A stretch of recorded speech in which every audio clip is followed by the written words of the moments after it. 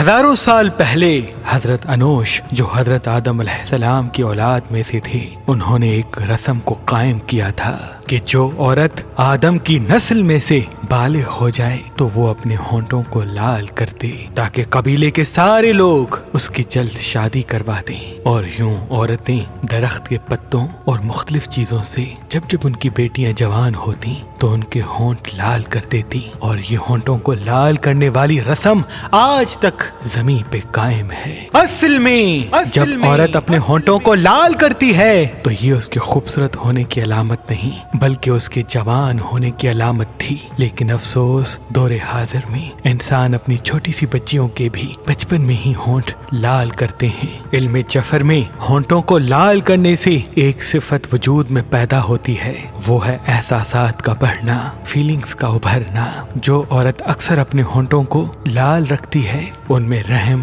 ہمدردی، پیار، غصہ، محبت بنسبت دوسری عورتوں کے بڑھنے لگتی ہے۔ تبھی ان کو چاہیے کہ وہ ان احساسات کے ساتھ رہیں تو لیکن ان احساسات میں آگے جلد بازی کر کے کوئی فیصلہ نہ کریں۔ اور جو عورتیں کبھی کبھار اپنے ہونٹوں کو لال کرتی ہیں تو وہ نظر حسد میں جلدی گرفتار ہو جاتی ہیں، کیونکہ جب بھی کوئی ان کو دیکھتا ہے تو نہ چاہتے ہوئے بھی لوگوں کی نگاہ ان کے ہونٹوں کی طرف جاتی ہے۔ تبھی ان کو چاہیے کہ جب بھی وہ گھر سے باہر نکلیں تو چاروں کل اور آیت الکرسی پڑھ کے نکلا کریں، انشاءاللہ وہ نظر حسد سے اللہ کی پناہ میں رہیں گی۔ اور جو عورت کبھی بھی اپنے ہونٹوں کو لال نہیں کرتی تو ان کا دماغ ان کے وجود کے آگے آگے چلتا ہے، وہ بنسبت دوسری عورتوں کے اپنی سکس سینس تیز پاتی ہے اور تجرباتی فیصلوں کو زیادہ ترجیح دیتی ہے بنسبت ایموشنل فیصلوں کی۔ اللہ کے ولی حضرت شاہ شمس تبریز نے فرمایا کہ حسینی عقیق پہننے سے نظر، تعویذ، جادو انسان پہ اثر نہیں کرتے اور انسان کے کاموں میں رکاوٹیں ختم ہونے لگتی ہیں۔ تو ابھی ہماری ویب سائٹ مہربانی.com پہ آئیں اور یہ پتھر حاصل کریں۔